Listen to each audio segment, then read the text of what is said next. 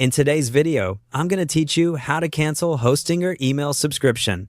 We're going to turn off auto renewal for your Hostinger email plan so you won't be charged again at the end of your current billing period.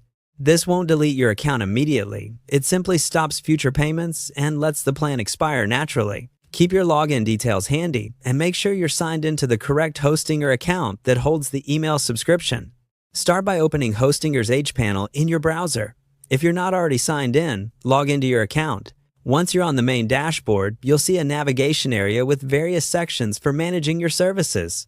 This is where you can access all billing and subscription settings for your products, including email. Next, head to the Billing section. You'll typically find it in the top navigation or the left sidebar, labeled clearly as Billing. Click it to open your payment and subscription controls.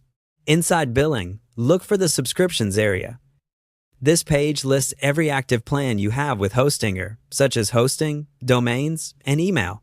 If you have multiple services, take a moment to identify the email subscription you want to cancel so you don't change the wrong plan. On the Subscriptions page, locate the line that corresponds to your email service. To view more details, click the small arrow or caret at the end of that row. Expanding the row reveals additional options and settings tied to that specific plan, including renewal information and management controls.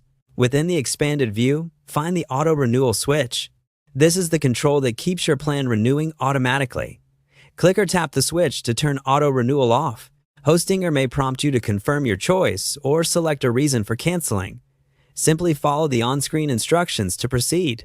After confirming, you should see a clear indication that Auto Renewal is disabled. Often the toggle will show as off, or the renewal date will change to an expiration date. If available, you might also receive a confirmation email from Hostinger. Keep that for your records.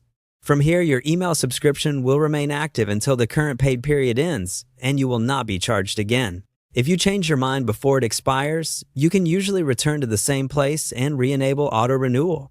As a best practice, take a quick screenshot of the disabled toggle and note the expiration date in your calendar so there are no surprises.